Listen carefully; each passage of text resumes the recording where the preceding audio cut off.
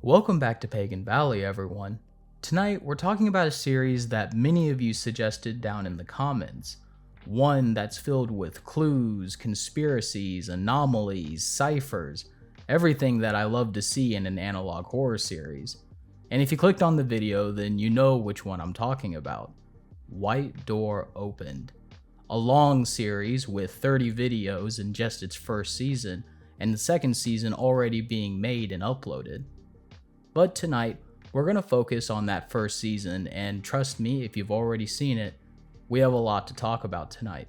So I won't waste any more of your time so we can jump right in. I just first need to mention that if you haven't seen White Door Open for yourself, I suggest you go watch the entire series on Tex Moon's channel before watching my video. Trust me, you're going to have many questions once you're done. And then you're welcome to come back here, and hopefully together we'll be able to put together this very complex story.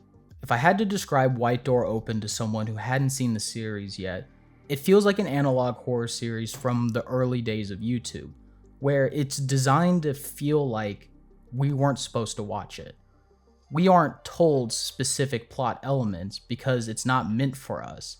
So with that being said, I have great respect for a series that doesn't just lay out its plot episode by episode. We really have to look closely and put things together.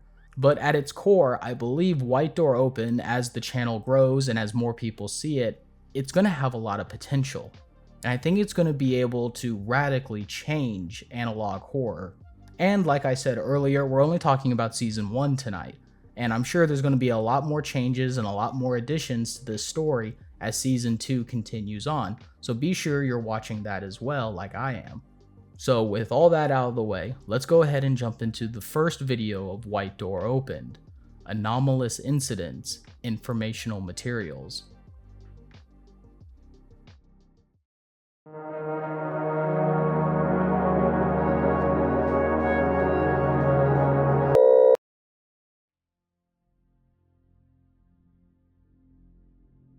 At the beginning of the footage, we can see that this video was made by an organization called the State Organization of Anomalous Figures. There are two types of supernatural events, mental events and biological events. We are then told, psychic events are changes in the brain responsible for the perception of the environment. They are responsible, among others, for the misplacements of objects or changes in the construction of rooms, buildings, and space around the person affected by the anomaly. Most often, however, the anomaly occurs after a person has come into contact with a biological event, so it is quite easy to diagnose both at the same time. We then get a few frames of a dark hallway with a lanky figure with no head at the end of it. When the video cuts back, we read, biological events are unnaturally occurring plants, creatures, or humanoid figures seemingly resembling shapes familiar to humans, focusing the attention of a potential victim. Any contact with the above-mentioned facilities should be reported to the emergency number, reporting the incident in detail if still possible. Any attempt to make physical contact with the anomaly is not allowed. We are then shown the 5 known forms the organization has distinguished: traces, headless, nephilim, copyman, and stretch. Traces are figures that look like dark plants, and when touched, they can cause a psychic event for days for the victim, and even lead to something that has been classified in the video. Headless figures appear to look human, except for what the name implies: they have no head. They also appear to be more aware of their surroundings, as when they sense a victim, the figure runs straight at them, decapitating the victim and taking the head. Apparently 12 people have died from this anomaly so far, and based on the image shown, the creature in the hallway we saw is probably a headless anomaly. Nephilim anomalies are large bony figures with gray skin. Without organs or faces, all the figure has that is humanoid is a mouth and the head-like part of the body. Long bones can protrude from the body, however, the protrusions don't hinder its movement. Within 100 to 300 meters of the nephilim, the anomaly makes a rumbling sound. At 20 meters, the figure causes the victim to have a psychic event. When it attacks, what the figure does is also classified, except whatever the attack is deafening. Only 4 of these figures have been recorded. Copyman is another figure that appears humanoid. It is unknown what the figure actually looks like, as the figure uses dead humans to move around. However, the body it's in is still decaying, so parts of the figure start to appear, like its white skin with visible muscles. It moves at a tremendous speed, but it prefers to lie and wait for a victim to approach. Apparently, due to an incident in 1993, the agency knows that a copyman can imitate the voice of a dead person as well. Also, the photo of a copyman changes from a distorted photo to a less distorted photo that looks like this. Lastly, the stretch figure is probably the most disturbing in my opinion, as this anomaly is transmitted between victims. First contact results in dizziness and/or loss of consciousness. As days pass, the victim's bones continue to stretch and grow, piercing the organs in the body and extending the victim's limbs. As the bones grow, a red viscous liquid oozes out of the human tissue before turning into smoke within minutes. Incidents involving this type of anomaly are usually accompanied by a previous visit to the place where the same red liquid was found along with the dead body. There was an event on June 12, 1993, where 146 people died from this anomaly, and only 5 victims were transported to a facility to be observed. Now, knowing what anomalies are out there, what should we do if we encounter one? First, we look around and try to find out what type of anomaly it is. Then, once we have it in sight, we must remain calm. Then carefully move away from the anomaly, making sure it's not heading in our direction. We should find shelter. Stay away from the white door. Follow the shadow, it will keep us safe. And above all, don't run. The last thing in this video is a code that when broken reads, "Bring me your dead children," and text below it that reads, "They are diseased."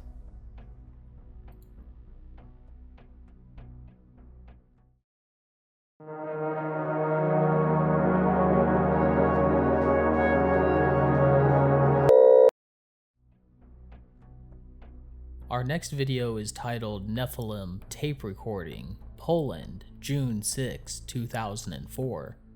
In the description we read, tape recording from June 5, 2004, recorded a few hours after first sighting of Type 3 anomaly, Nephilim.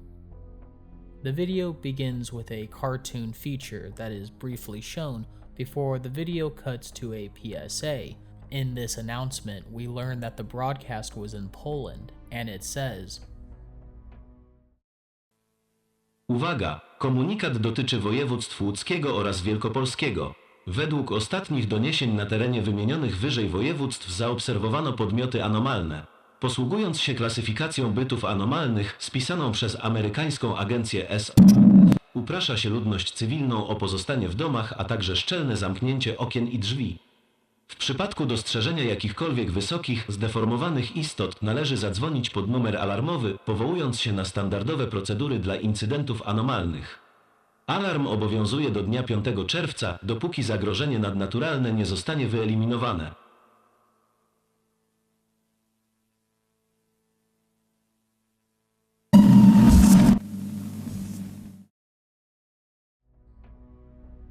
After the announcement, we are shown an image of what looks like lava before we switch to a recording between 2 men named Mark and Tim who are in Poland.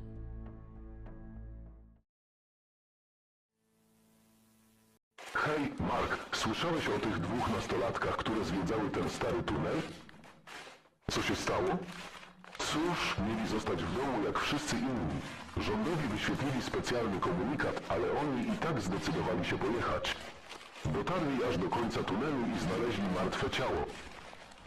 Trup to w sumie ostatnia rzecz, jakiej się tutaj spodziewam. Czekaj, było coś jeszcze? Mieliśmy raport. Z nagrania wynikało, że widzieli też tę dziwną postać bez głowy. Jak myślisz, czym to jest? Nie mam pojęcia. Przylazło kiedyś i zaczęły się komunikaty. W aktach wspominali o jakiejś górze w stanie Candera.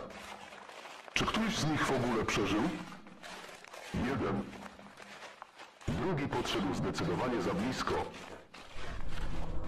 Jego ciało znaleźli tydzień temu w polu. Słyszysz to? Myślisz, że to nephilim? Prawdopodobnie. Żadnego jeszcze na oczy nie widziałem. Patrz tam. Kurw, ogromny. Zgłoś to, potrzebujemy wsparcia. Czekaj. Czy to światło? Czy one mają świecący łeb zamiast głowy? Nie pamiętam, że chodząca latarnia morska. Japin idzie na nas. Grupa C3, zgłaszamy anomalię trzeciego typu. Nephilim w okolicy wsi idzie na nas.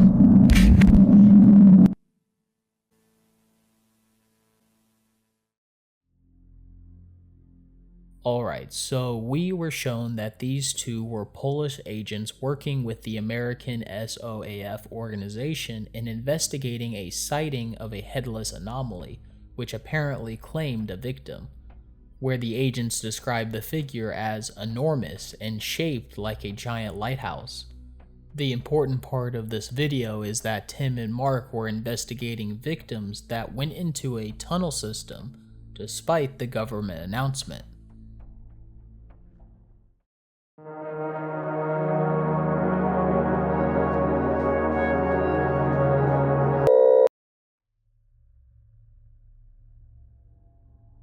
Our next video is called Hallucid, and in the description we read, an advertisement for a Lutanic product.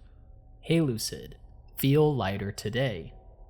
Then there is this code that translated reads, he died, he's watching us now. The video looks to be an advertisement for an antidepressant called Hallucid, which is made up of liquid helium and a psychedrin, except that the chemical diagram for this unlabeled psychedrin is actually the chemical diagram for amphetamines. Routine usage of the drug guarantees us happiness, pride, and a loss of excess weight, but there are some side effects, like a weakening of our immune system, loss of consciousness, blood vomiting, drying of the skin, and losing the ability to touch the ground. Feel lighter today with Heliocid.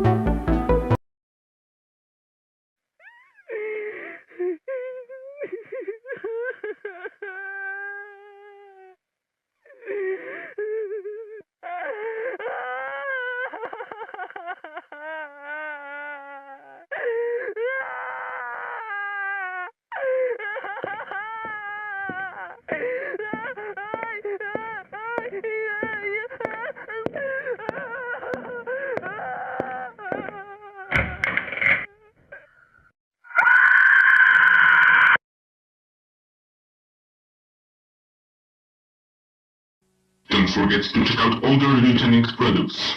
Thanks for your support.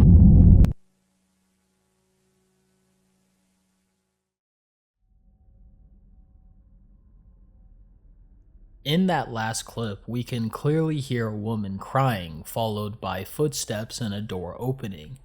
The blood-curdling scream that follows, I'm not sure about. At first, I thought it was the woman screaming, but the scream just sounds off. Like it isn't human. We can't definitely tell, but what if the scream was whatever opened that door, screaming at the woman? Just a weird thought I had. We then cut back to the ad where we see the company Lutanic who produced the drug.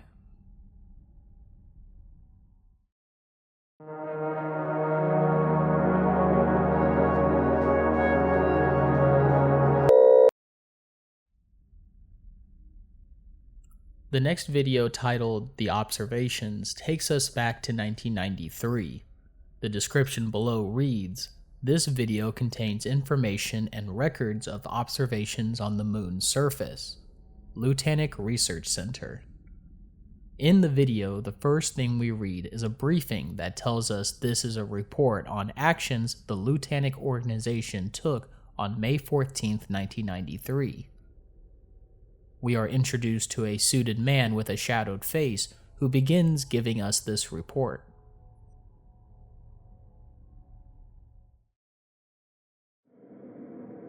We observed this situation and it did not fill us with optimism. For example, because of the area that has been gradually degraded as a result of the crash of this something.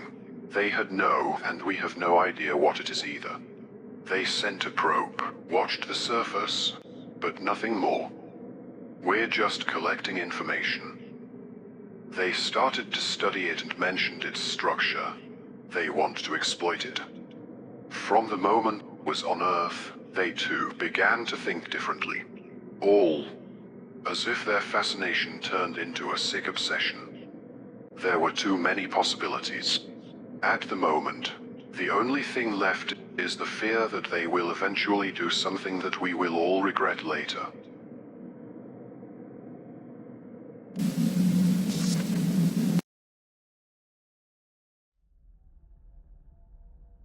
So this man must work for Lutanic, and he's talking about something from space that has come to Earth and that another group is after it with a different goal than observation. Could this be the SOAF? But the man also mentioned that whatever came to Earth first crashed into it, which in the next segment we learn was the moon, which shattered the foreign object into pieces that landed on Earth. We then see Lutanic's observation of the moon where a dark mass is spreading across it. Before our video ends, we get a single frame of a radio tower, which will become important in a moment.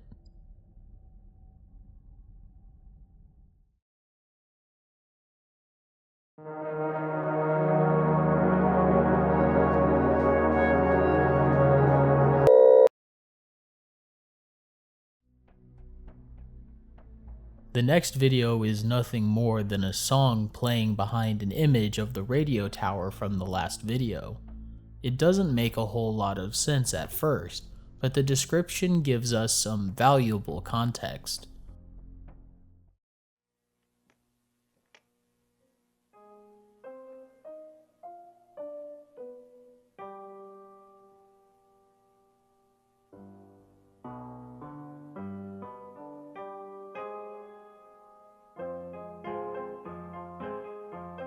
A lost tape was found in an old radio tower building in southern Durane.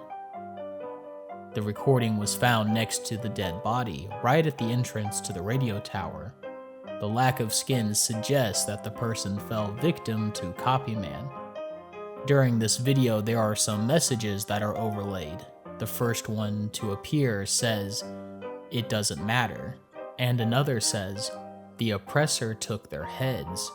Children, come to the white door."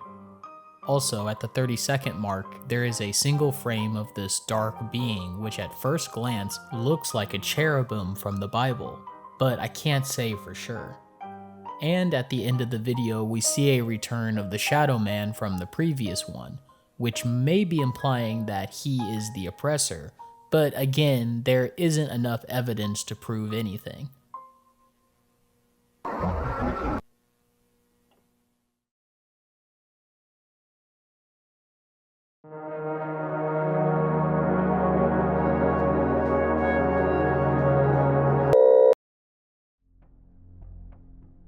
The next video takes place where the Hallucid video ended with that Lutanic video, titled The Oppressor.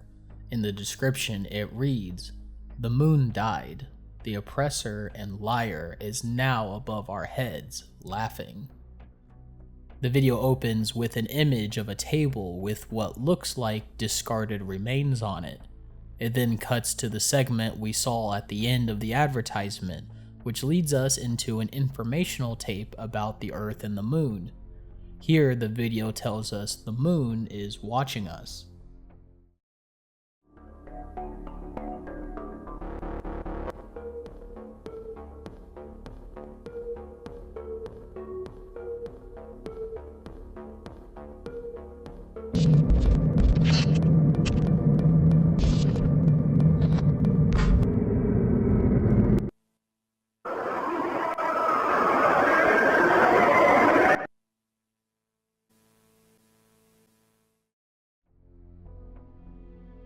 Again, we are told the white door has been opened, followed by a bright light in the sky that the Earth gets sucked into, which is a pretty trippy visual, to be honest. Based on that description, someone in this story is a liar. Either it's the SOAF or Lutanic at this point, and I'm leaning closer to Lutanic and this shadowy figure. But it also could be something that hasn't been introduced yet. Regardless, we know the moon isn't the moon anymore. It's observing Earth and the shards that fell to it. More importantly, what is the white door? It's been ambiguous so far, but it seems to be surrounded by death, with dead kids and decapitated heads, and these anomalies roaming the Earth.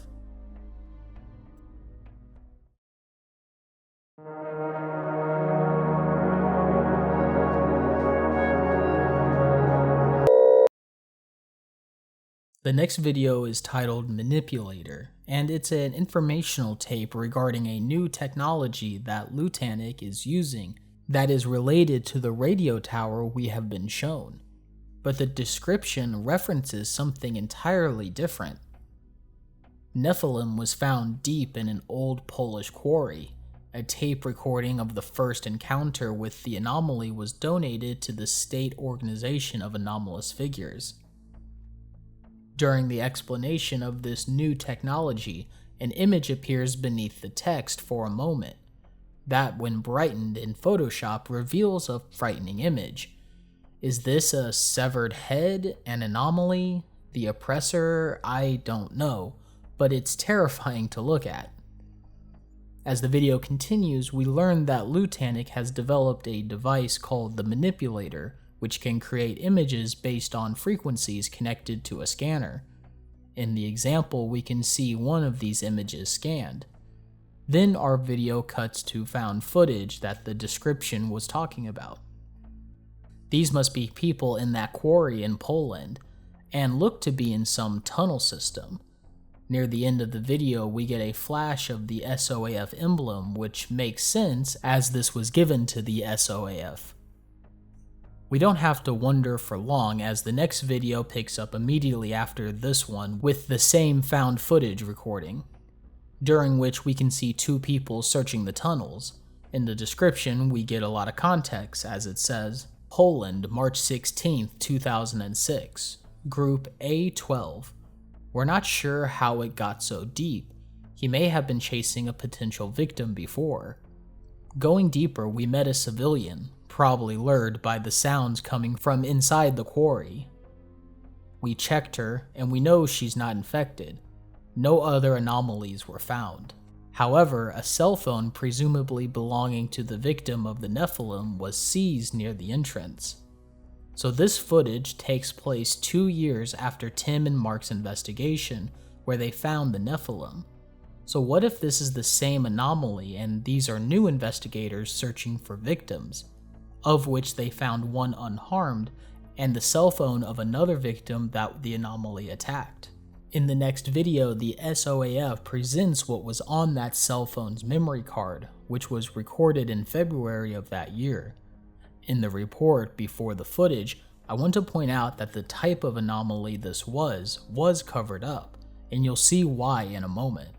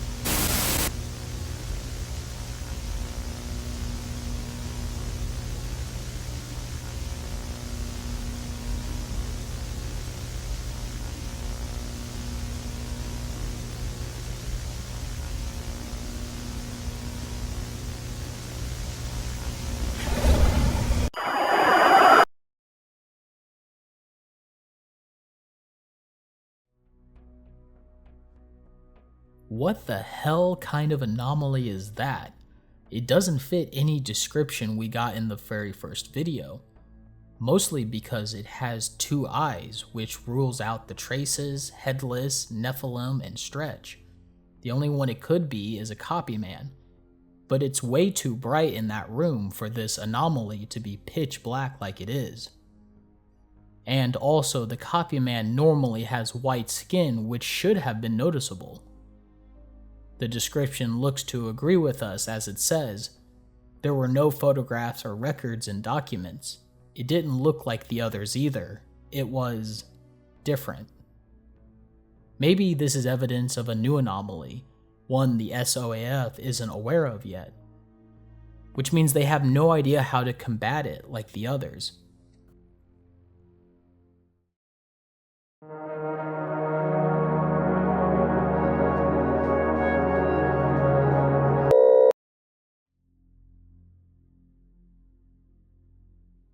The next video takes us back to 1993 with an event that has been referenced before in the very first video. The description reads, "The 1993 cataclysm shook the world and was considered one of the most deadly and terrifying anomalous attacks in history. All help from the health services and the police turned out to be almost ineffective." Looking back at our list of anomalies, in the description for Stretch, we see there was an event on June 12, 1993, where over 100 people lost their lives because of the red ooze that spews from the bodies of victims. And in the first part of this video, we see this is a report covering the events of the same date. The video shows us a safety procedure created by the SOAF, but they have encrypted the location of this event. But our video reveals it to us, and we can see it is a familiar place, Guo County, which is the location of the radio tower where a victim was killed by a copy man, the location of that tape recording where we saw some clue linking to the Oppressor. So Guo is shaping up to be a key location in this series. The video then starts to give us procedures to handle the hazardous stretch anomaly, but the video interrupts by what looks like another clue telling us to stay calm, which might be the Oppressor's advice to victims, which is followed by the widespread outbreak of the bloody mist as each victim adds more infected blood in the area.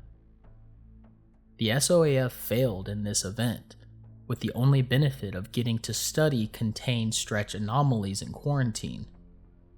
Odds are that based on the first video in the series, the SOAF had no idea what kind of infection anomaly they were up against until it was too late. And what did Lieutenant do during this event? Did they also get their hands on some of that material like the SOAF did?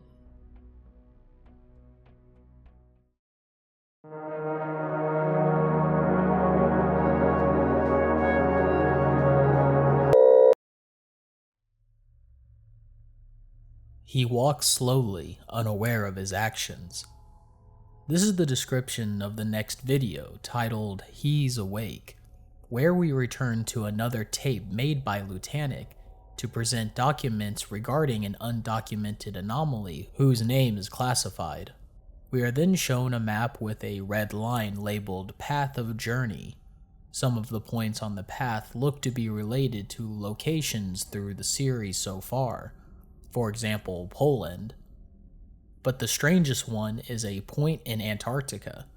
So what are these locations and who traveled along this path?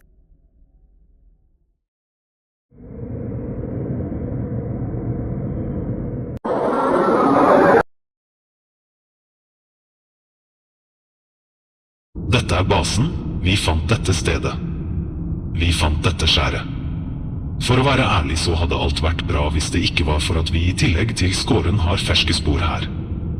Det ikke et dyr. Og det definitivt ikke menneskelig.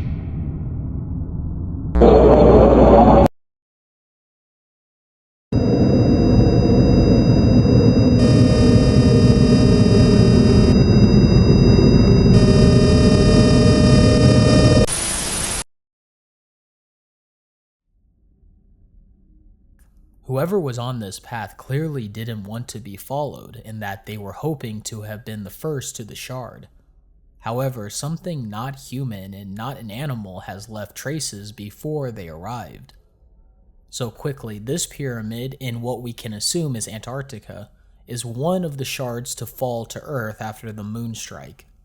But then we are given this clue that says Jeremy is awake, and if we edit this segment and brighten it, we can see a distorted version of the shard, and more text that says he's not alive. We don't have to wonder who Jeremy is for long, as the video then cuts to a phone call in March of 2006. In this phone call, two unknown individuals discuss a creature named Jeremy.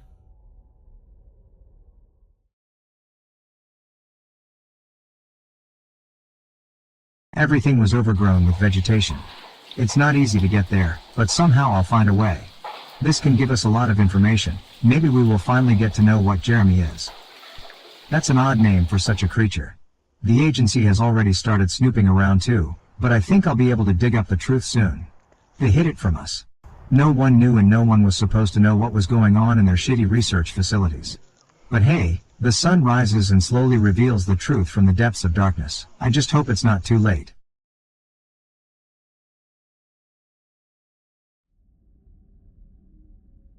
So during this phone call, we saw an outline of a circle, but zooming in, you can see written text that repeats the same thing over and over.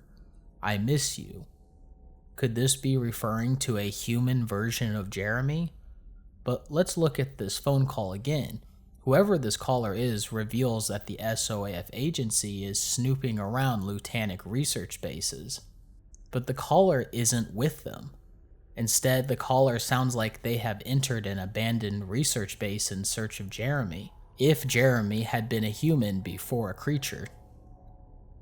But if the agency is snooping around Lutanic, it's possible that Lutanic has been lying about their observations and research, covering up potentially dangerous info.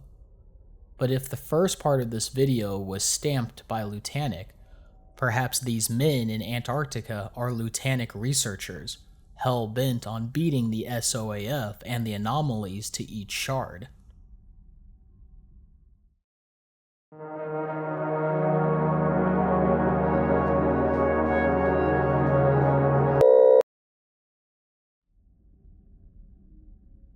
Our next video is titled Collider, and we apparently are being shown footage by the SOAF on what Lutanic is up to with these shards. If you see any dead bodies or encounter an anomalous entity, call the emergency number, referring to Procedure B2.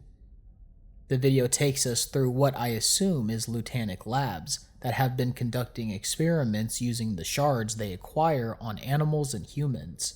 Because when used on a human, they lose consciousness and become something different.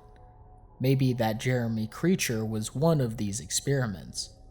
Also, the collider, when it becomes distorted, looks like that ring that appeared during the phone call in a previous video. At first everything was fine, but after a while their transformations began. Animals did not experience it as well as humans. After a few minutes, they simply died. But those, they changed. They are not the same. They have lost consciousness and their former body. No, they are something more than humans.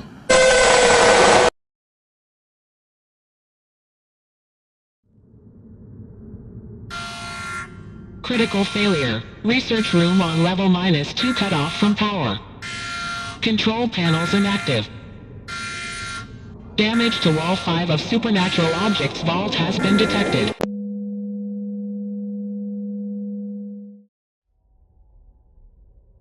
So the research lab is having a security breach on level 9, but what were 5 supernatural objects that took damage? Maybe it's the shards that Lutanic have gathered so far. Or maybe it's those 5 stretch anomalies and it was actually Lutanic who got a hold of them and not the SOAF during the Red Mist disaster.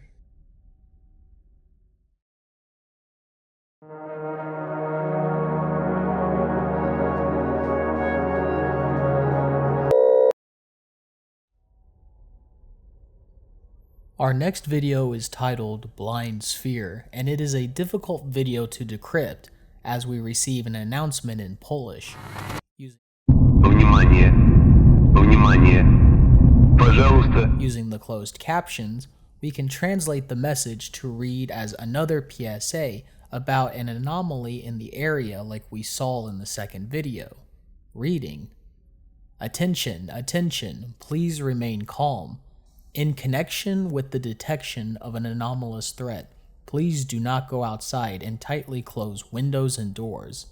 If you see an anomalous entity, contact the local police and report the exact location in order to quickly eliminate the threat.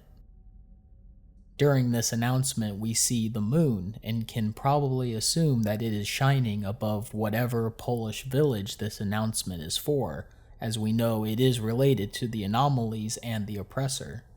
Our video then presents a written excerpt that I think is giving us some context behind this Oppressor entity. It reads: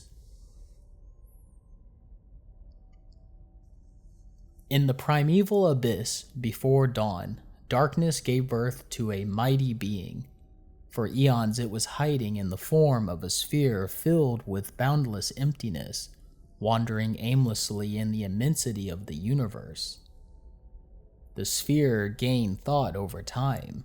Its creation initiated another one, and so over time the awareness grew. As consciousness allowed action, the sphere slowly began to take shape.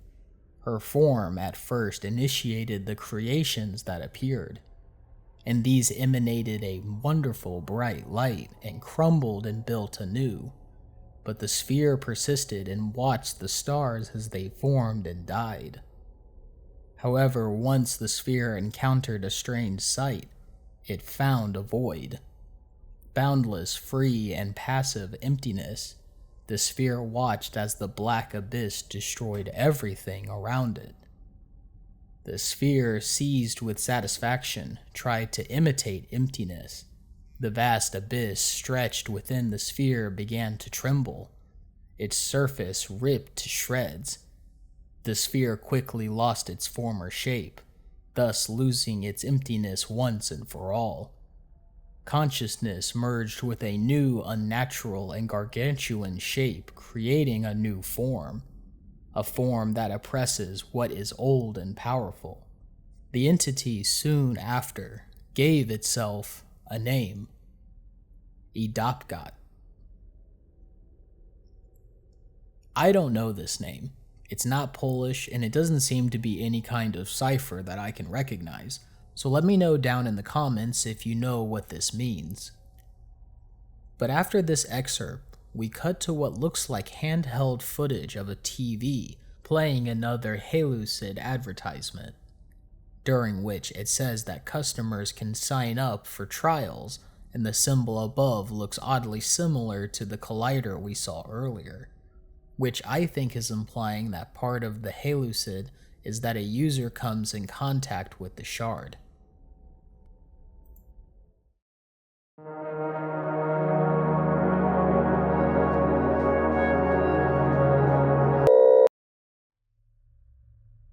The next video is one of the longest in the series, and despite being titled as Episode 1, it provides a lot of context for all the clues we have been given.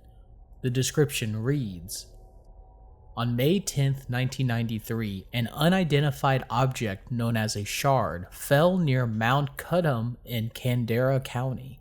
Before entering the atmosphere, the object broke into several pieces which fell, among others, in Antarctica, Greenland, Sweden, Norway, America, Russia, and Poland.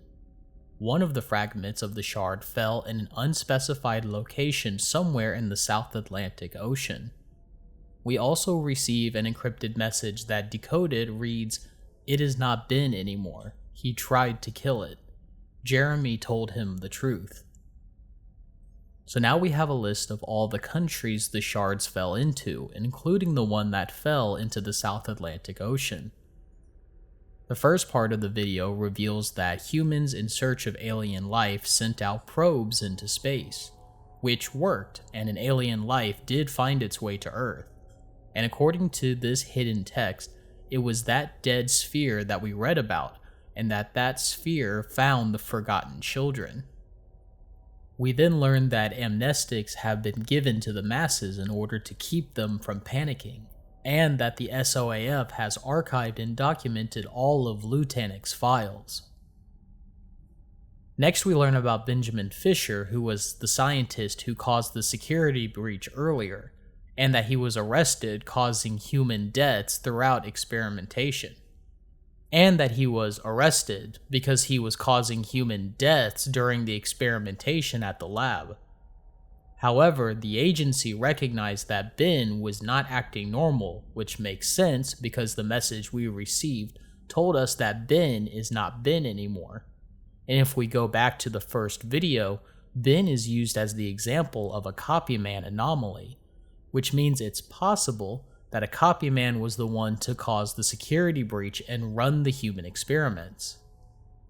After that, we learned that the SOAF had decontaminated Guatemala and Durango County, these being the counties that were hit with the stretch anomaly outbreak.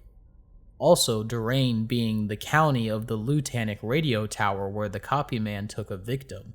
Moving on, we jump to August 20th, 2003 at Candera National Park, where we read, "A person named Tyler Hudson was walking in the national park. He was reported missing in the afternoon. The next day, in the morning, his torn body was found. A mobile phone was found next to him, along with recordings made on that day, which is just footage of him riding in a vehicle to the park." Following Tyler's event, between the 22nd and the 25th, 5 more people disappeared and only 1 body was recovered. Then we return to Tyler's footage, where it looks like he undergoes a psychic event, which could mean an anomaly was nearby.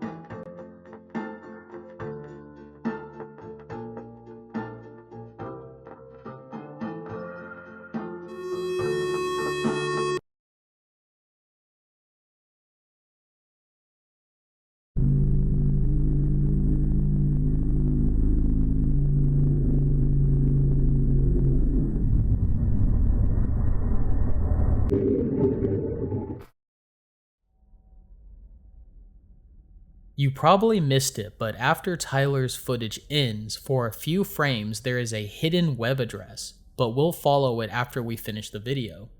We then get a short segment of what looks like someone driving at night through the woods as we can hear the radio playing, which if you used to play Call of Duty Black Ops 2 Zombies, you will recognize this song as being the same song from the loading screen for the zombie map Transit.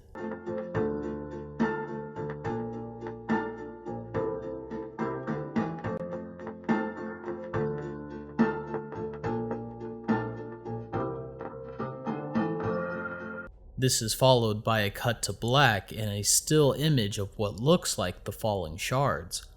But there are 6 beams coming from the woods. Including Tyler, there are 6 people who died in the park, so what if this image is like their souls being stolen up to the moon as they've become lost children for the Oppressor? Driving this theory home, we then get footage of tentacles reaching towards Earth that come from a sphere in Earth's orbit. Next, we are shown security cam footage of the containment facility on the same date Ben or the copyman breached the walls, using what looks like some sort of explosion which damaged all of the control panels in that section. So let's follow that hidden web address and see how much deeper this series gets. Following the hidden link, we arrive at the agency website where we can read. SOAF is an international organization dealing with capturing and securing anomalies that do not occur naturally in the environment, which may pose a threat to life on Earth. Due to recent reports and sightings, we remind you that if you find unidentified bodies possibly affected by anomalies, you should immediately contact the emergency number, referring to Procedure B2. Remember not to panic in the event of an anomalous incident, find shelter, and above all, stay calm. Attention, due to the increasing activity of the Trace's anomaly, we advise you to remain calm and cautious if you observe it. We also get a picture of the collider. Then finally at the bottom we read, Jeremy is awake. Copyman is another being now, not even similar to human. Henry is still keeping the human's mind aware. So according to this, the copyman has changed form, discarding Ben for something inhuman looking. We know Jeremy is awake already, but who is this Henry who is keeping the human's mind aware? Is this the guy who was talking about Jeremy on the phone call? And does this mean he's helping Jeremy remember he was human? Or does it mean human in like a general sense? Like humans are kept aware of the anomalies despite Lieutenant calming them with their drugs. And remember their advertisement. A symptom of the drug makes the user start to float up into the sky, sort of like what happened to the 6 kids at Candera Park.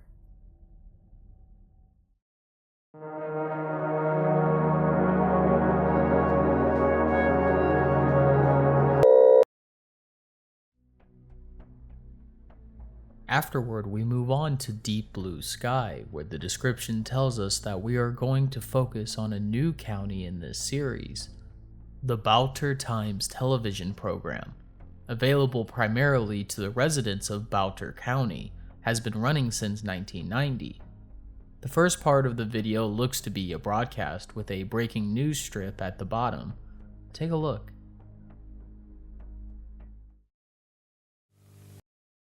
Dippity-doo. For setting your hair. Dippity-doo. No slips, no drips. Dippity-doo. Real body. Dippity-doo. Dippity-doo.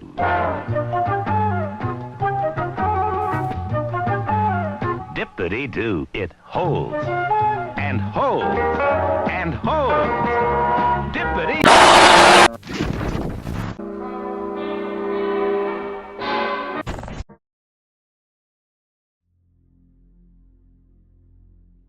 So Bouter County must be near Durain and Candera for it to be on the local news. Not to mention, the local news openly tells the viewers that the Oppressor is watching them. But if the population is on Halucid, then it probably doesn't bother them. We also were told we are going to watch a program exploring the ocean, and if we recall, there was a shard that fell into the South Atlantic. We then are shown a program schedule for the station where after 3 AM the programs look to be in German, which is a strange change. The first program is called Miraculously, and the program after it is called Weather for Today. But let's dive into our feature presentation, Deep Blue Sky. The video starts out relatively normal, except for a few glitches here and there. After, the video tells us about the mysterious creatures that lurk underwater. This is followed by some photos of what could be an unknown anomaly. As when the researchers send down a motion sensor capture device, the crew is able to get a photo of the shard from space after some seismic activity. We know it's a shard as it is the same pyramid shape as the one found in Antarctica. After, the sensor looks to pick up images of eyes staring at it, which look oddly similar to the unknown entity on the cell phone the SOAF collected as evidence. Lastly, the sensor picks up one last sound that plays out the video, a ringing bell.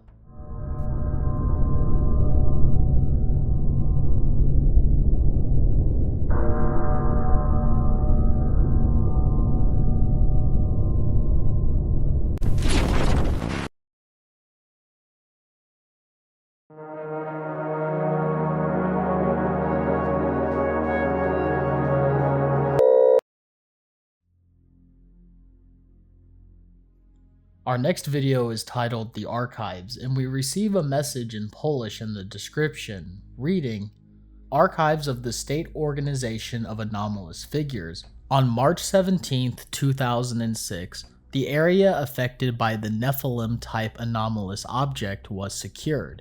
Research shows that the quarry where its presence was reported seems to be the source of the anomalies or their new type. Per protocol, the nephilim was neutralized to prevent the spread of anomalous activity. Contrary to the expectations, anomalous activity is still there. We begin by seeing the SOAF emblem before viewing some found footage from the Polish quarry where two SOAF agents are investigating a nephilim that is buried beneath the building. During their patrol, we hear the agents stumble into a radio playing music, but with no batteries, which naturally unsettles them. Our tape then does a bunch of staticky quick edits during the Guo County broadcast with a couple of notable clues. First, we see a rocket take off, which could be the probes that originally brought the dead sphere to Earth, then a dark road with a street lamp, a bright blue light, an ad for Halucid, which is then followed by some overlaid text telling us, all those observers, dead. He can't tell. He's not the real one. During that text, we get two blink and you'll miss it clues for what this text is referring to. First is a faded picture of Benjamin and or the copyman. And the second one looks like a photo of a nephilim. Immediately after this, we get this strange broadcast interruption from a familiar looking anomaly. Take a look. Being proposed. There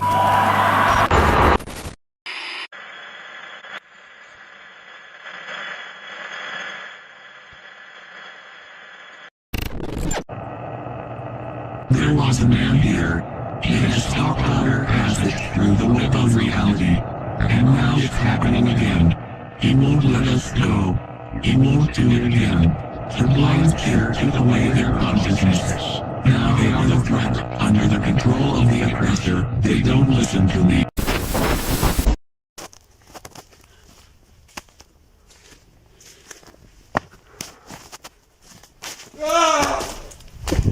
Kurwa.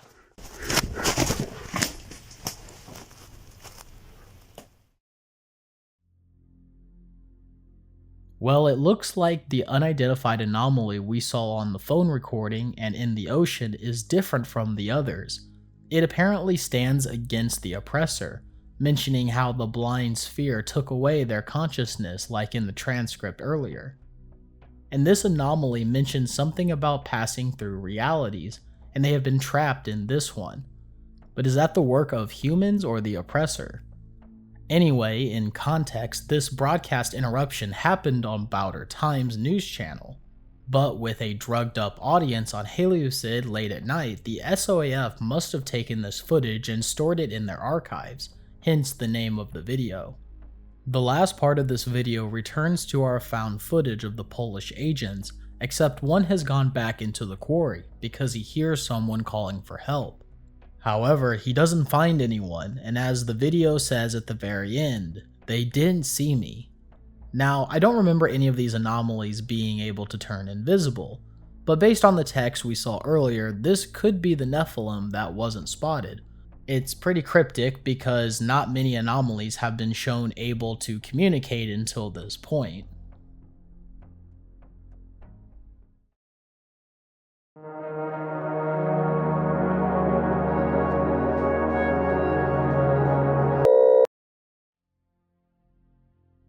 Our next video is titled The Call, and we get a very ominous clue in the description this time.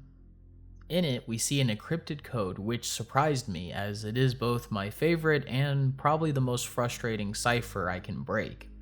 I'm probably pronouncing it wrong, but the veneer cipher is like a normal Caesar cipher where we move each letter through the alphabet a certain amount of times, except with this code, there is a key that for each letter, it shifts an extra set amount of positions in the alphabet. So to solve it like a Caesar cipher, I basically have to find similar patterns in the encryption and just hope I stumble into finding the key. And I'm pretty sure I got it. The encrypted message read, Katie, Marcel, James, Tyler, Jennifer, Benjamin, Chris, Idapgat, which could be the names of everyone who has been claimed by the Oppressor, including that original entity in the story. But the human names kinda line up with characters we know have been affected near Candera Park. Tyler documented his run-in with an anomaly before going missing. Benjamin was taken by the copyman. And that leaves us with 2 girls and 3 boys also taken, which looking back at the missing people at Candera Park, these genders matches the photos. Our video begins with a familiar sound of a bell ringing as some text pops up over some distorted footage. Recalling the bell, we know that the underwater sensor picked up that sound when around the shard, connecting it to the anomalies. The overlaid text reads, "It doesn't remember its first form." Next, we see footage of someone walking around what looks like the street we have been teased with in the previous video. We can hear whispers, but they were too softened and distorted to restore them. We then get a clue from the Candera newspaper telling us that on June 11th, Benjamin escaped the agency when he was arrested for blowing up a section of the facility. Being the copyman, he killed 3 police officers escorting him. And apparently one of the bodies was completely skinned by the copyman, meaning the anomaly might be planning on discarding the Benjamin meat suit for a new one to change its identity. These are followed by an image of one of the shards before showing a phone call from the same night as Benjamin's escape, June 11th, 1993. Let's take a listen. Kyle, there's something I need to tell you. Then, with the collider failure, something was wrong with Benjamin. When they took him away, he didn't say a word. And that empty face. It's not like him. I think. It's not Ben anymore. He tried to kill it. Even before all this, he said we couldn't allow any anomaly to escape containment. He wanted to fix it. The last thing I heard from him was that Jeremy had told him the truth. Then it wasn't him anymore.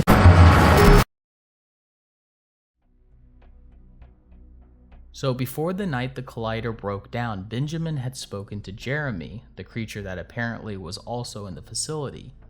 Jeremy had told him the truth, and that was followed by the copyman's destruction that night. What was the truth Jeremy told Benjamin? And was Benjamin the copyman when he told it? And more importantly, what is Jeremy and what is its relationship to Idapgat? The conscious sphere or anomalies with eyes that were betrayed by the Oppressor? We also received a code that surprisingly took longer than I thought to break. Looking like this, I originally thought this was a one direct translation from ASCII to text, but after playing around and trying different codes, I managed to decrypt it kinda by accident. First, I translated the block of code to octal, which looked like this. Then translated the octal into ASCII to reveal this text. Looking at the letter groups, I could see sentence structures such as periods, spaces, and apostrophes. This narrows it down to some sort of version of a Caesar cipher in order to shift these letters, which I ended up using a quick formula-based lock called an affine cipher. Using it, the result looked like this. Lastly, it was pretty obvious looking at the last word. It just needed to be reversed, which leaves us with this clue. Jeremy let him live. Idapgat thwarted his plans. It won't delay the chaos, the void will devour. So based on this last clue of what happened that night, Jeremy must have known something was wrong with Benjamin, and knew that whatever the copyman was planning would be stopped by Idapgat. But according to whoever left this message, it wouldn't be enough to stop the Oppressor and the Void.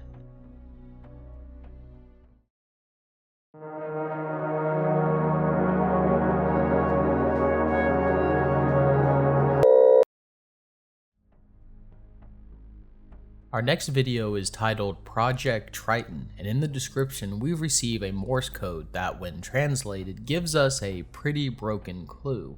I don't know if this was intentional, but looking at the translation, I think I can interpret some of it. This is the beginning of the end, for the passage has been closed by man for the blind sphere to see something, children of the something emptiness. This is his world, blind sphere, and then whatever this is at the end. Now, this is mostly speculation, so this could be way off, and I might be missing something with this code, so please let me know down in the comments. But the actual video looks to be a recording of a Lutanic computer database called Triton. We watch as a strange message tells us that the holographic projector will direct you to a new catalog. As it continues, we even get an access code which, knowing previous ARGs and analog horror series, may be useful in the future.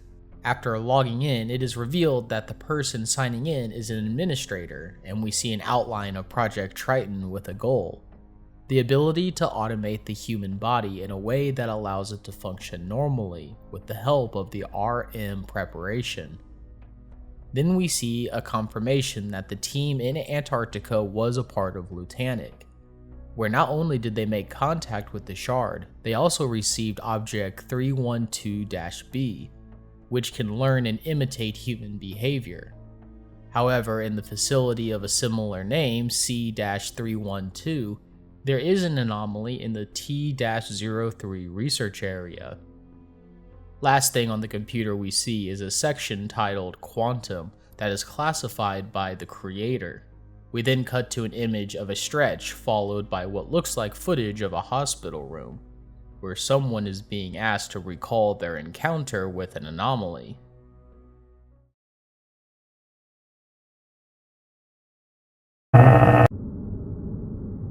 Okay. Patient 12B, previously affected by an anomalous mental type incident. Could you again describe exactly what you saw? Calm down. Take your time. We know how traumatic such an event can be. I don't think I anticipated it. I already told you. That fluttering sound and the wind, that feeling. Can you describe it more precisely? What did you see? Butterfly.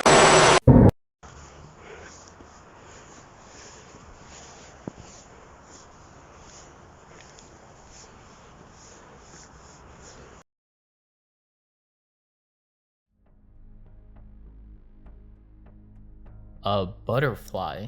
That's definitely one the SOAF hasn't discovered yet. And what was that footage at the very end of someone walking on what looks like that same alley road? Is this part of Lutanic's Triton project?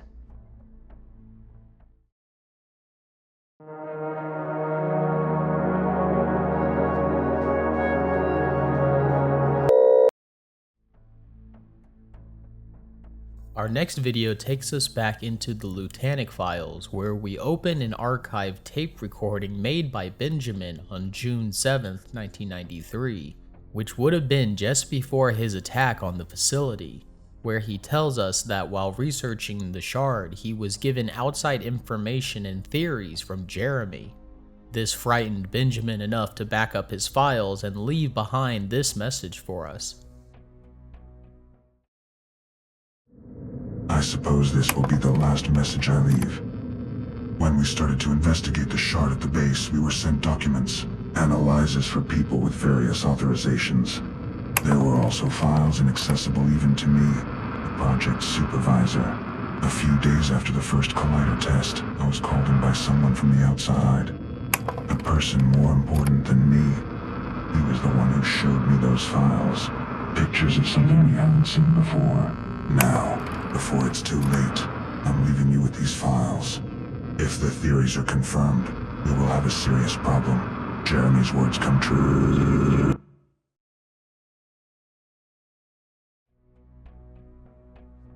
This is all followed by another report from 2006 where a Maribel Yepes was reported missing in the Orius forest in Spain, and her corpse was discovered impaled on tree branches. Whatever had killed her was not human, as fang and claw marks were on her body, but the tracks around the tree were not connected to any known animal. The predator had walked on 2 legs. We then get a staticky interruption which shows us a sketch of some kind of humanoid figure with arms growing from its head. Lastly, we get red text that says they've been here before. It's natural. He made us forget about them. And there is an image for a single frame of what probably is the anomaly in the forest, which looks like it may be a nephilim, or maybe something we haven't seen before.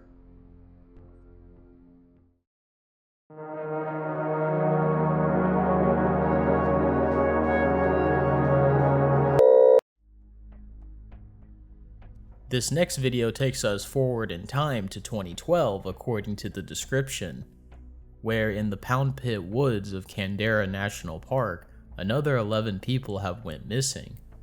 3 bodies were found and 2 people were left alive, but the rest's fate is still unknown. The International Organization for Anomalous Figures has not confirmed the existence of this mystery creature. Our video looks like a new employee guide for Candera National Park, where we learn our new employee is a spotter in the fire tower at the park. Apparently our Lutanic research facilities are stationed near or in the park, as they have shut down 3 radio stations for their operation. But this is the park where so many people have went missing, and the video does address this, reading, "For additional information, we are obliged to inform you that there have been many unexplained disappearances of people in these woods, and a mysterious horned figure has also been reportedly sighted. During the night hours, we recommend staying in the tower to avoid exposure to potential danger." Following this slide, we read the name Marcus. We also receive a hidden text that is another reverse cipher that translated reads, "They have been here since the first human fear."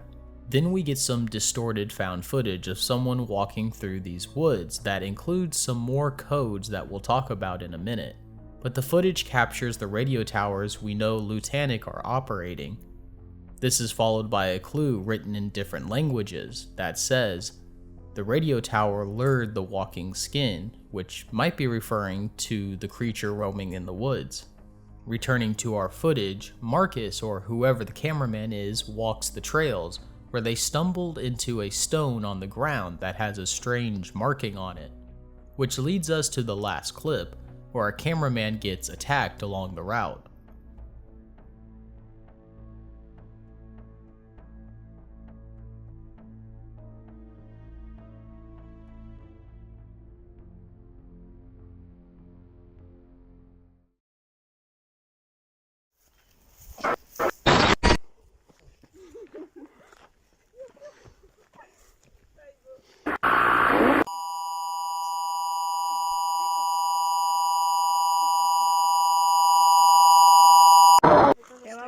Więc dlatego nie tak widać.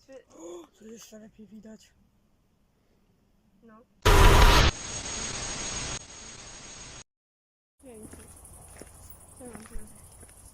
Look at me.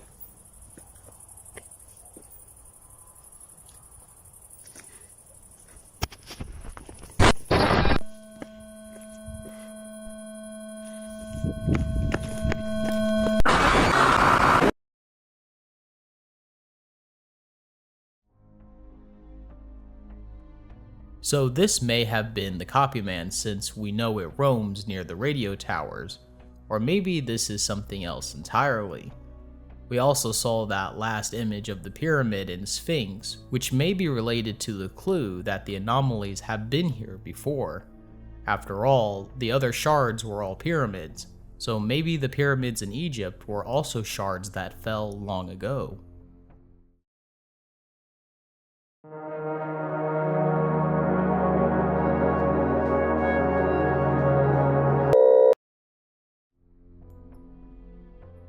Our next video is titled The White Realm, which by the title might imply this is what lies beyond the white door, and in the description we get a coded clue that translated reads, "Behind the waters beyond the dream, there shines a river boiling in steam. But those forgotten found a way through shore, the answer was hiding behind the white door." The video showcases some text over a white background that read, "Void."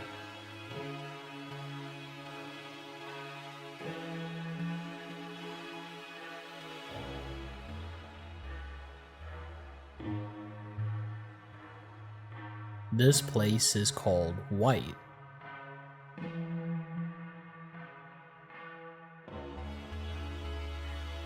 Don't you recognize it? For many, it doesn't exist.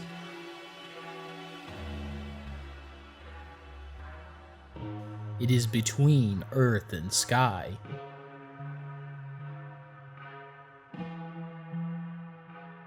Between grass and air.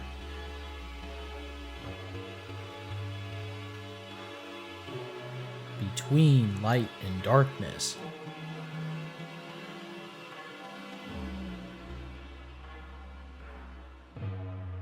Between atoms and quarks.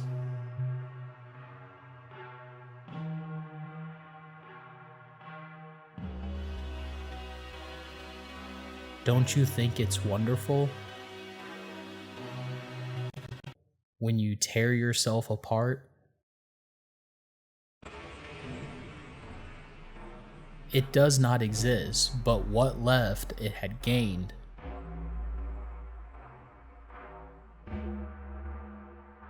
The blind sphere imitated the universe to become part of it. Instead, he created a world that doesn't exist for you.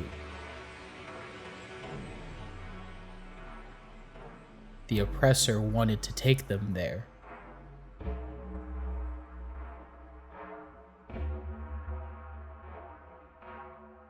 But the forgotten children heard another voice, went too far beyond the border.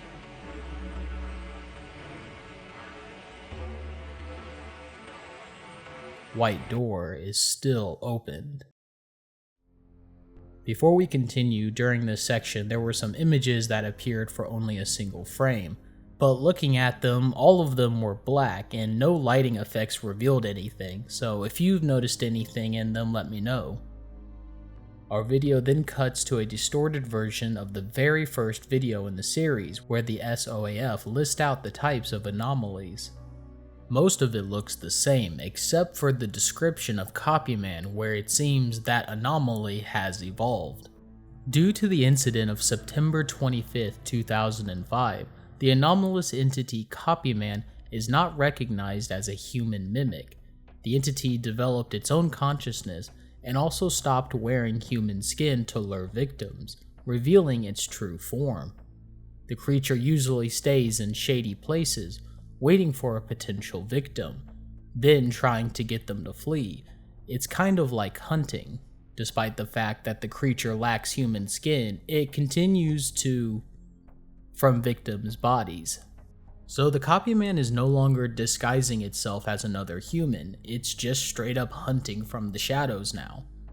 Perhaps it has caught on that the SOAF knows it can take people's identities, or it's in a hunting ground that it doesn't need to try that hard like in the national park. This is all followed by a continuation of that found footage of someone wandering the empty street, with what we can assume is an anomaly stalking them. Interspersed is this emergency broadcast for a big event in this series. Take a look.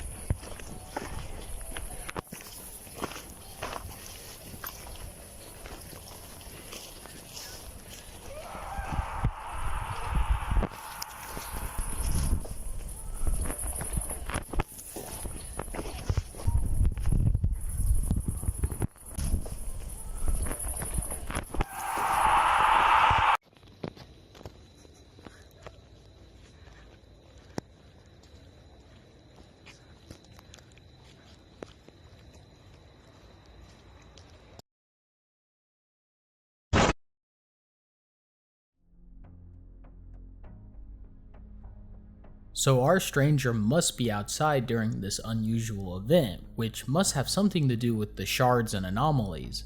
Perhaps this is the SOAF telling people to hold up inside as they have no idea what this event could bring. Perhaps in this darkness the anomalies become stronger. The last clue we get is right before the video ends, where we are told, Shard. Its fragments are part of one form, part of the blind sphere. A flimsy copy of human flesh shed its skin to reveal a black shape, now created from hundreds of identical ones.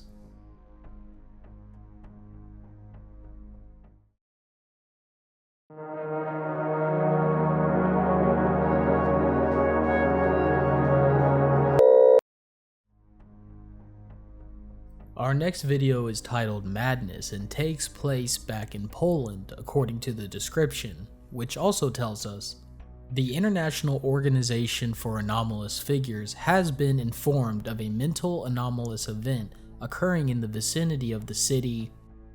2 scouts were sent there. The observations ended with the death of one of them. Contrary to initial assumptions, the source of the anomaly could not be found.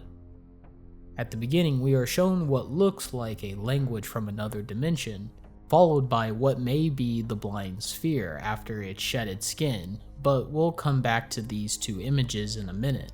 Then we receive primitive drawings of the 5 anomalies the SOAF have classified: Traces, Headless, Nephilim, Copyman, and the Stretch. We then receive a code that when translated reads, "Let the 7 knights come into the circle." This is followed by footage of our 2 agents in Poland who we hear talking to each other, revealing both speak different languages except they find common ground with speaking English. Discussing their missions, one says they were here to eliminate anomalies that came from the stars, or that someone said they were coming from the moon. And like all of us watching at home, neither of them are too sure where the anomalies are coming from. We get another clue that appears for a few frames in Latin that translates into, "Psyche collapses, one mind is subject to a blind creator." And another big clue is in the ring of letters in the moon, CLOUD, which lines up with the symbols from the wheel at the beginning of the video. Now we can decipher this, knowing that each of these symbols represents the same letter in that position. Now we can return to the text that we first saw, which when deciphered looks like this. We don't have all the letters, but we can guess just using context clues, which I think it probably says, "Let Idopgat lead you." And if we see more of these symbols in the future, we have now expanded the alphabet beyond the original letters given. After, we return to our 2 agents, and we see a glimpse of a shard and a message that reads, "He's blinded, he didn't see anyone." Last, we know based on the description that one of these agents didn't survive the mission, and we see the footage of the one that didn't as they run into the copyman under a bridge. And based on that clip, it really does look like the streets we have seen in previous found footage clips may have all been from this agent's recording, and maybe it isn't nighttime. Perhaps that emergency was for this community in Poland, which is why agents were deployed to eliminate whatever is hunting here.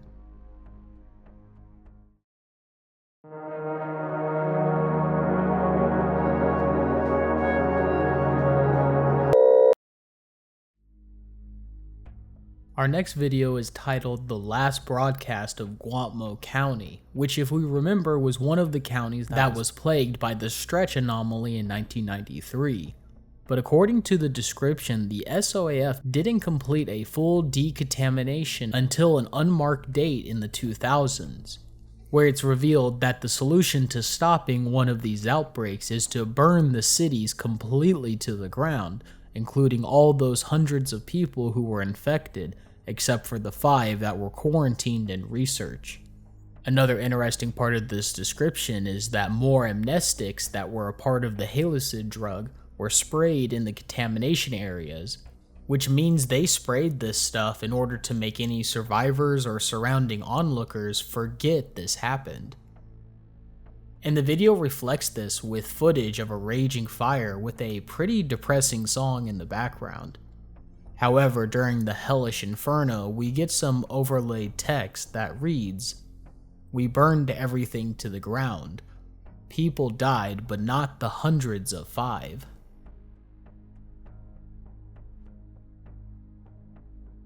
Which originally I thought was odd because I thought that hundreds did die, but not the 5 infected with Stretch. But another way I read this was that people died, but not the hundreds of 5, which might be referring to the 5 types of anomalies. I don't know if that was the intended message, but I thought it was worth to mention. The video then cuts to footage of a car driving down the road where it is revealed that another anomaly has awoken because of the decontamination. Is it another of one of the 5, or is this something new?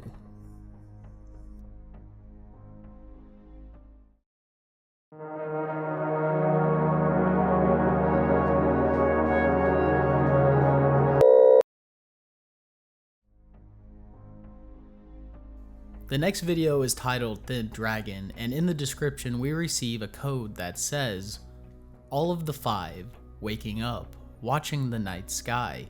They do not remember their creator, though they're looking at him. Yet they've gone insane, forgotten what made the world collapse. The only thing they remember is the pale light of the void. The creator Idapgat." The video begins by showing us that this is another video from the Lutanic archives. We are looking at experiment number 12 called Organic Paper, and the details read, "At first glance, it is an ordinary piece of paper. More detailed research has shown it is made of extremely thin living tissue. The subject of the experiment has no consciousness. Sharp edges are the only known way for the anomalous effect to spread. The transformation process. When the victim cuts himself on the edge of the paper, the cells mix together in a fraction of a second. Number 1, cut. Number 2, building new structures. 3, body whitening. 4, shrinking of the body, including destruction of all internal organs. And 5, folding." So once again, Lutanic has created an experiment that basically destroys the human test subject using the power of the anomalies. Following the experiment, we are told that in 2013, someone in Poland managed to capture a mental psychic anomaly that became partially physical. Let's take a look.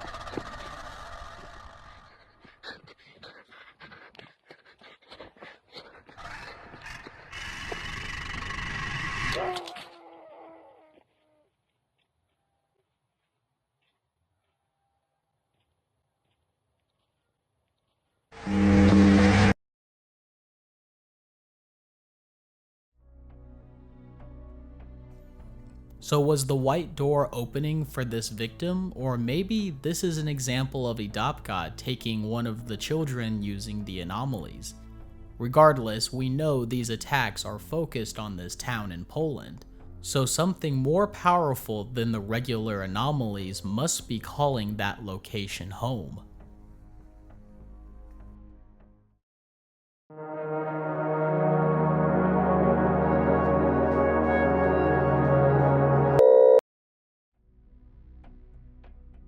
Our next video covers an anomaly we haven't seen much of in this series. the traces anomalies that grow like plants out of the ground and cause psychosis. In the description we read, the time has come for one of them to rise, and so its evolution began slowly. The video begins with a Lutanic report from 1993 about the alien body that came to Earth from the orbit between us and Mars. To study it, Lutanic sent a probe that was set to launch on March 5th of that year. Also, Lutanic named the asteroid body Thanatos. On April 7th, the probe disappeared when it got close to the asteroid for 5 days, but not before the probe sent some images back to Earth. In the photos, we can see a white flash strike across the asteroid, which is followed by our video cutting to footage. However, the last part of the video shows a glowing orb that looks like the sun coming up over the horizon.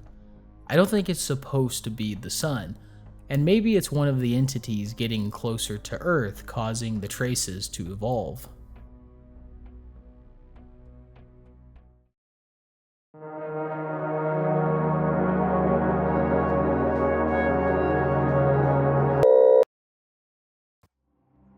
The next entry in this series is labeled as a continuation of episode 1, but going through it we seem to get more context to what's happening in the world.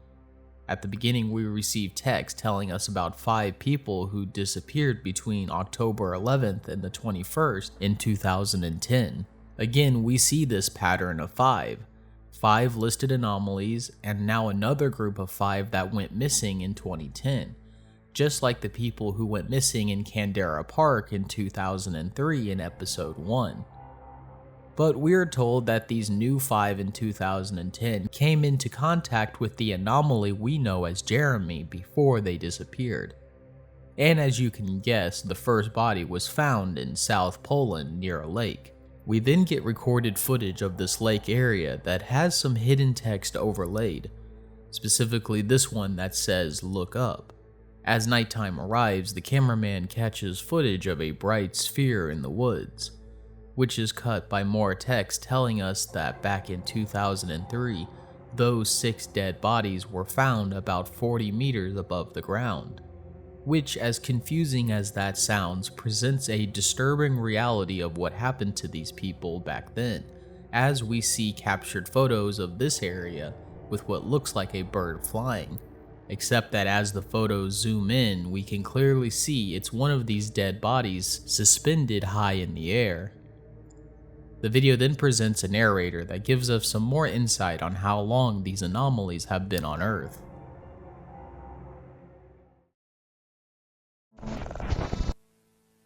Man learned about the world and explored its elements for thousands of years before he became accustomed to the surrounding reality. The world was changing constantly. Life scattered and clung to the surface of the globe as shadows lingered deep within its depths. Monstrous tunnels stretched far away. It was once mentioned that people did not remember their construction, and all of them were supposed to lead to a dimension hidden beyond the human sense of sight. People found underground corridors and wandered through their darkness, dying one by one. Hundreds of years passed, and people, fearing what the darkness hid, filled the tunnels, drowning the world in oblivion with their deaths. Despite this, people still disappeared, without a trace or leaving many others in terror. What the powers of the planet hid also remained among people. The White Gateway closed to the blind deity, but was opened to noise. This one, drilling in a quiet tone, touched everything, and so everything died. Again. So these anomalies have probably been consuming people in groups of 5 for hundreds of years, and been lurking underground since the White Door was closed, which means that whatever has recently came on that asteroid to Earth sounds like it has reopened this White Door.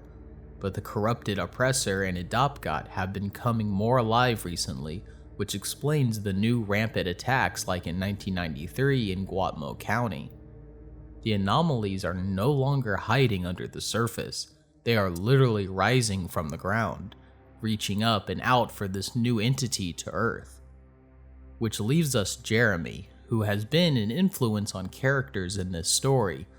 While clearly an anomaly that doesn't mind attacking humans, it's a very intelligent being that is strategizing the anomalies in Poland, which means back in the 90s when Benjamin attacked the facility, that could have been Jeremy controlling Benjamin or the copyman. Also, we received some codes at the end and in the description that translated reads, "Noise will soon silence everything. In another time, in another way, noise found the way. It is getting closer."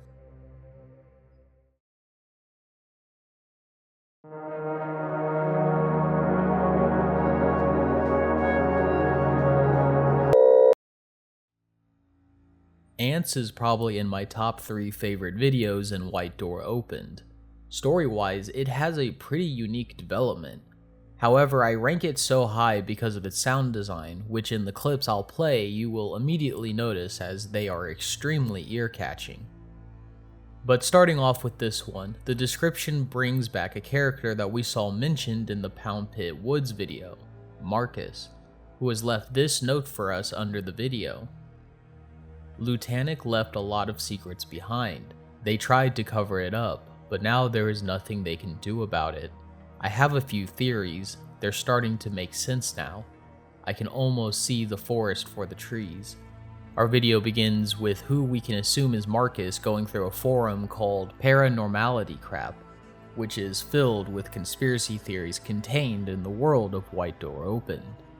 One of the first I noticed was this post made by Nicto2399, which read, "Don't you think that whole mess with the Lutanic is kinda suspicious? Like the big fire near their research facility a few weeks ago. It happened a lot, but now I'm sure they're hiding something from us. I bet they add some shit in those pain pills." Another one I noticed was from Mitchell152 that posted, "Don't you think the moon looks brighter and bigger than ever, and sometimes flashes?" Then there is this post by Tony Paul 1 that is a bit unhinged about Lutanic being evil, but he mentions some crucial things. If these posts are taking place either current day or at least some time after 2010, then Tony might be mentioning a public outcry from the 90s, the Lutanic Panic, to which people were really concerned with Lutanic's practices and goals. But people soon waved it off as Lutanic just being a little unethical in testing, not full-blown deliberately evil. He also mentions that Lutanic is killing people to make their drugs, which to my knowledge we have not seen so far in this series. Even a comment below says, "Never heard of making drugs out of people." Right above Tony's post, there is one from Lauren Scott that reads, "Last night I saw those shadow people. IOAF didn't inform or warned about this, but I don't think they were anything like the anomalies. Almost like people wearing dark cloaks, mumbling something about the awakening of Dog Dot. I knew kids were crazy in these times, but WTF. So there might be humans who are also worshipping the anomalies, specifically Dopgot." The last one I want to read is posted by ColtMe, which says, "You know all remember that fucking week of darkness at Baylor? I knew that anomalous event can mess with your head, but this was hard. Wonder who was not in the range of mental event, cause I'm curious about what it looked like from places where the sun was still shining above." This is a clear reference to that emergency broadcast of the sky going black we saw earlier. And below there is a comment that reads, "Yep, the same situation in 2 other US counties in Sweden, Poland, and France. It was almost like it never happened. I was seeing total darkness." The very last thing we get in this segment is an image of the mountain in Candera Park, where what looks like white arms are springing out of the summit, which could be the white sphere we have seen, even though some say it's just a lightning strike. But the video shifts to another presentation by Lutanic and one of their experiments in 1995. Remember those 5 survivors infected with the stretch anomaly? Well, Lutanic was able to get that substance coming from their bodies and named it RM preparation. And in 1995, Lutanic experimented to see what RM does, so they infected some fire ants with the substance. And the following is the result.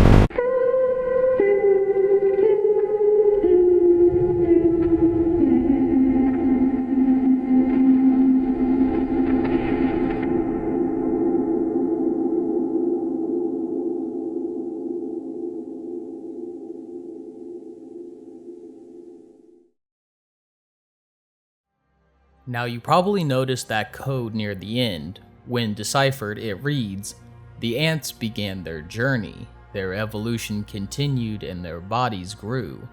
Ants have learned to see and think. It's time for them to learn what death is." And reading that, I don't think it's talking about ants in this quote. It could be talking about anomalies, but I also think it could be talking about us humans.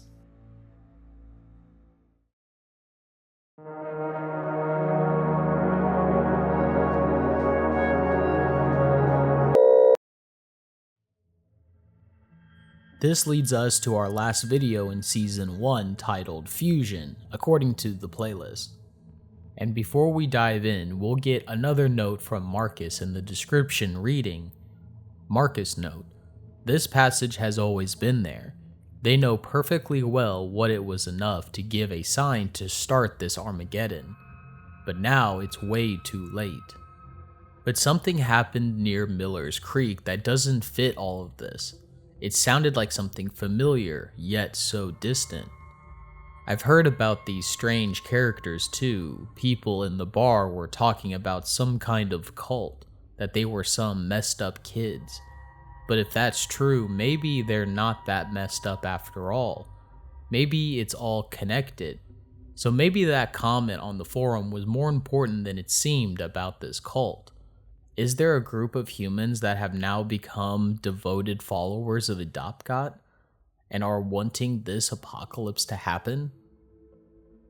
The actual video of the finale begins with a narrator who is probably Marcus presenting his theory of what is happening on Earth because of the anomalies. However, I'm sure you're going to have many questions about the story of all of this, and I promise we'll try to take a look at it near the end.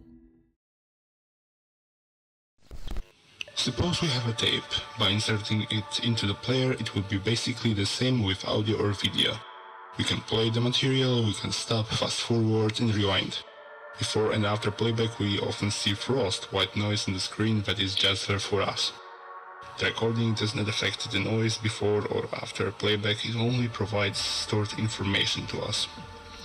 Now we will have to look at the situation 30 years ago.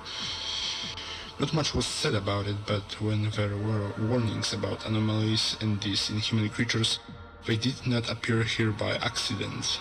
I'll already explain. There was a great fire somewhere in America, a fragment of meteorite fell in Norway, an outbreak of a mysterious disease, and mass disappearances of people from all over the world.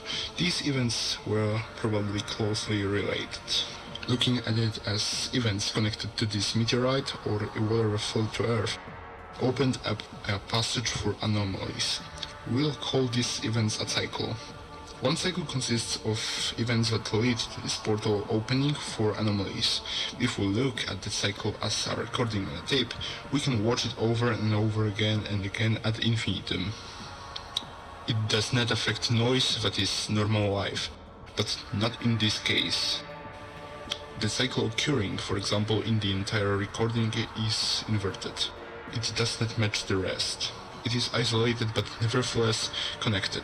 It is also connected to noise in the same way. We see it, but we do not understand it. It does not affect us in any way and does not provide information. What I'm getting at is that if there really was an opened gate for anomalies, then all the void that was in the universe became part of it. The theory would be correct if we suddenly ceased to exist. Then such a loop would function all the time without interruption. That's why the loop has been stopped. The dimensional anomaly gate has been closed, and this is what is happening right before our eyes. The loop repeats itself, and the only gate for anomalies does not exist. And Kyle, we cannot rewind this.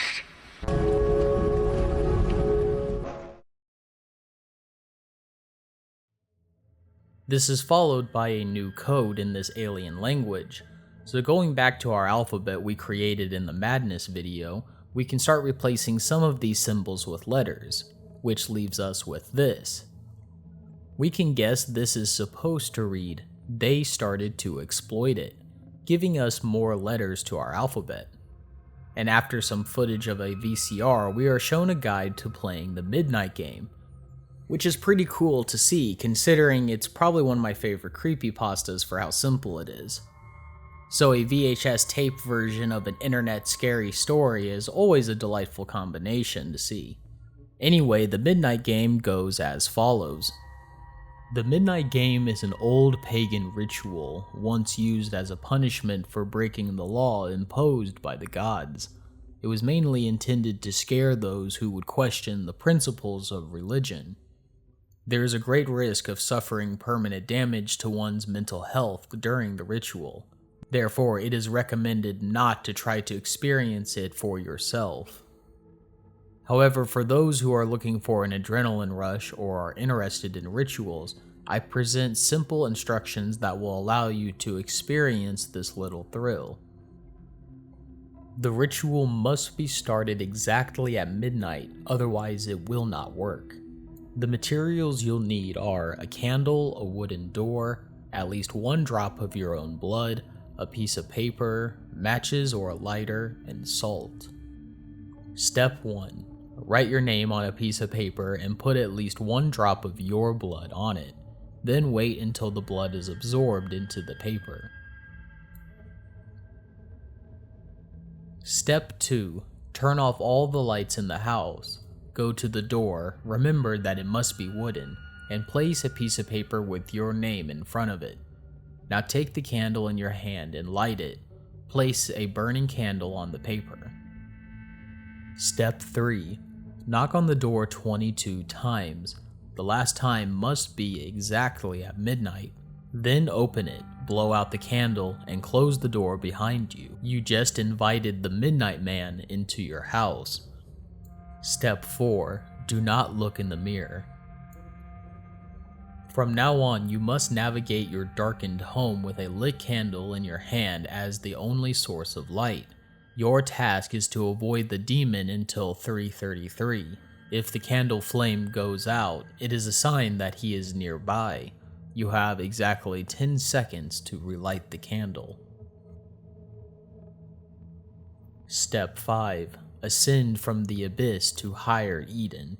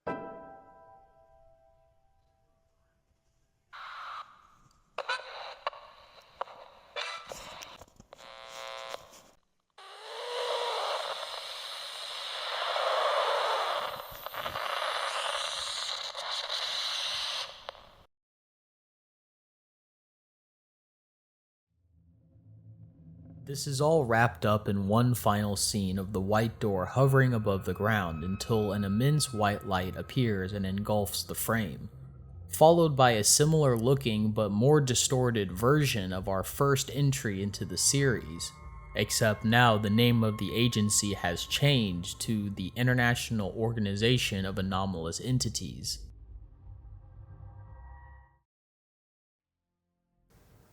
Going into an analysis for this series I found quite difficult, mostly because this is only season 1 and there's more content and context to take in for the rest of this. We've been shown many examples of this cycle, some sort of pattern that keeps repeating in the series. And taking pen to paper using all the info we have been told, I kind of have a loose, and I mean very loose, idea of how this cycle, Jeremy, Idapgat, the anomalous events, and Lutanic all have to do with each other. So let's start with the normal cycle, which we can assume that in this world has been happening repeatedly with no cause for alarm. The cycle that these events like disease, people disappearing, fires, the meteorite, and the fallen shards all occur, and the result is that the white door opens and the anomalies pass through. This happens naturally and it doesn't disturb the noise of normal everyday life. Then the cycle repeats. However, something happened in the early 90s. There was an inverse cycle, meaning something first came through the white door, a being from beyond the universe that saw our world as a void and abyss. The white door was opened and thus came Idapgat, stripped of its light when it came into the void. Because of this opening of the white door, the cycle then closed and the door shut for good. The door has been closed for good because of Idapgat, and we're watching the rise of its creations. More and more anomalies, more tragedies, crazier events like darkness blocking out the sun. It's been growing since the 1990s, and because of this growth, we have seen a company begin to research this change in the world, Lutanic, who studied these anomalies in secret, covering up their failures with fire like in Durain and Guatmo, and then giving the population drugs that change them and make them forget events.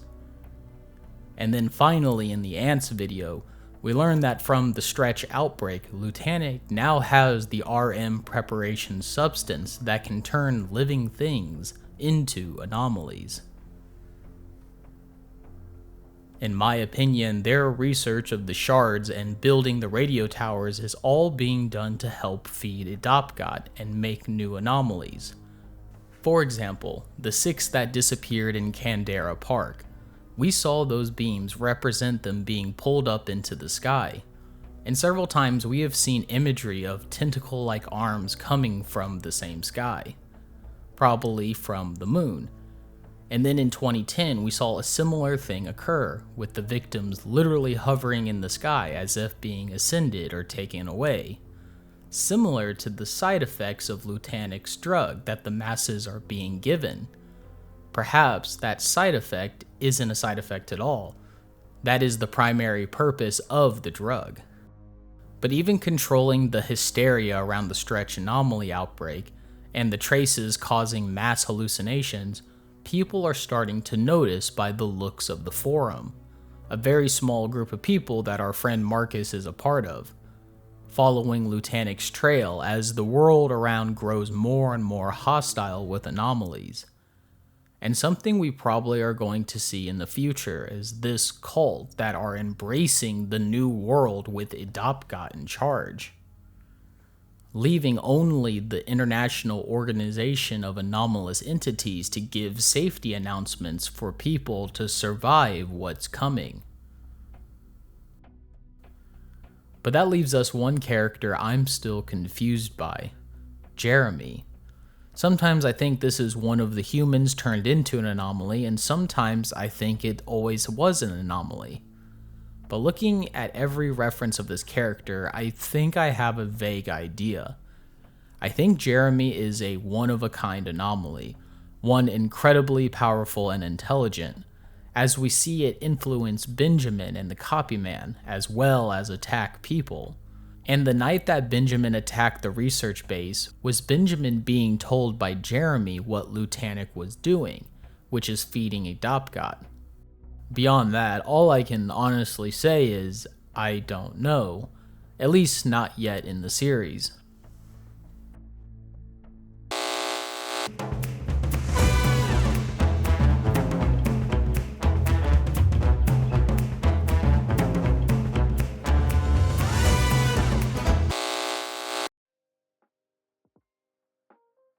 So, White Door Open was a very large web of clues and codes that was both fun but yet exhausting to go and find them all. However, with so many more new videos that have come out since I've edited this one, there's probably even more context to what we've seen. However, we only had so much time before I start losing my mind in the editing room, so I went ahead and wanted to stop this video talking about just that first season, and kinda easing you, the viewers, into it. When I mean ease into this series, I really mean hit you with a brick wall, because this is a very dense series. There's a lot of videos, there's a lot of codes, and yet it still doesn't feel like when you find them all, you have been given the story. And that's what I kind of find so charming about White Door Open. And when I was watching it for the first time, I kept getting like flashbacks to old Marble Hornets or old Everyman Hybrid. It felt like a series that, actually, one series that I can remember telling one of my friends that it reminded me of was Knock Plus 10. And I'll have an image right here next to me. Knock Plus 10 is a really convoluted series. It doesn't have a lot visually going on, but it's a lot of clues and codes that kind of put a story together, but a lot of it is still kind of your interpretation. And I got that feeling with this series. And don't get me wrong, I love White Door Open and I love Knock Plus 10, but it's been a while since we've looked at a series that is so cryptic. I feel like a lot of the analog horror series we talk about has a pretty clear story, and we're just kind of learning more details through the clues, not the clues telling the story. But those old YouTube series that relied on being cryptic and being filled with codes, I felt a lot of that in White Door Open. I'm sure there's some inspirations from other series that I've probably never heard of. Clearly, the creator is inspired by certain media that has come before. And I like that all the cards aren't just thrown on the table. It turns a horror series into more of a horror ARG or game. And I find that fascinating, and when it's done well and there's lots to do, it really turns into a challenge of trying to connect this all together. But with that being said, I do honestly feel like I don't have a lot to tell you, because a lot of this video felt like getting pieces put onto a game board. I know I use this analogy a lot with analog horror, of the game board with when pieces are put on it and when pieces are moved by the creator. But this really felt like a video explaining all of the pieces. And as more videos come out and we come back in the future and we talk about White Door Opened again, we can kind of see where on the board these pieces move, what starts happening next, because we were introduced to a lot. But in summary, I would say that White Door Open is very imaginative. It feels very old school, and the vibe that it puts out is it's a series that we weren't supposed to watch. It's not made for us, and whoever it's made for are few and far between. So when things don't line up, I don't think it's because the creator didn't want it to. I think it's because it is meant to be that way. It's not designed for us to watch. It's for people in this fake fictional world to be watching. But with all that out of the way, I have a few more housekeeping things I want to get through before I end this video. First, as you can tell, I've kind of put together my own little recording room here. Stay tuned for more stuff in the background, as I hope to be on camera more in a lot of these videos. Second, and the thing I'm very excited about, is that beside me, if you haven't noticed, I have restored and slightly built a VHS TV from the early 90s. It's an Emerson brand. And basically, I was able to buy new parts for it, get it into working order to where it plays VHS tapes, it records VHS tapes, it rewinds, fast forwards, all the standard functions. But I also was able to add an HDMI converter that I found online. So I specifically looked for a TV that had AV components, aka the yellow and white video and audio cables. Using an HDMI converter, I now can watch everyone's analog horror series using my VHS TV, aka analog horror on an analog TV. But the other exciting part about this TV is that since I got the tape deck to work as it was intended, I can actually record YouTube videos onto VHS. So this is not I have to put like quotes here, and like I have to put something here for legal reasons, that this is not a bootlegging operation. But I do find it fun and fascinating that I can physically collect VHS tapes with analog horror series on them. And I was talking to my friends about this harebrained idea when I bought this TV and started fixing it. And I almost got kind of poetic when I said that it feels like I've brought analog horror to life. That these cursed tapes that we see on YouTube, I've kind of destroyed that barrier of separation between you, the viewer, and the analog horror that's the window of the YouTube channel page. Instead, now I've taken analog horror cursed tapes and I've put them on tape. So it really does feel like some of these series are more real and near and dear to me now as I can start to collect them. And with collecting the actual tape, I decided to even go a step further and design, I'll leave this tape right here, and design some custom box art with it. So, white door open custom VHS box that I designed and created, in the idea that what if it was a tape like an old VHS movie or a VHS TV show? And I think it was fun. I got to create like the front cover with white door open with, let's see here.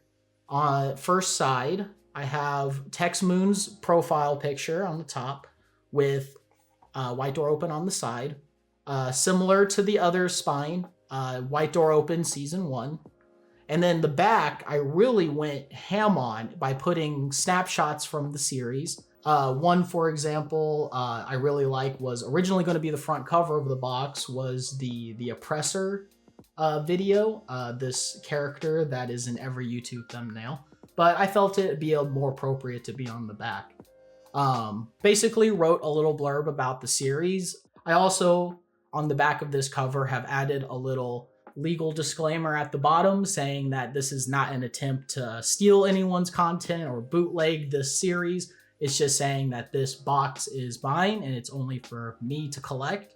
And hopefully, as we make more videos talking about analog horror, somewhere in my background, I'll be able to start kind of, if I look over here, filling up the back wall with the collection. So we can see all the series we've talked about and all the series that I did in the past as I start making boxes for them as well.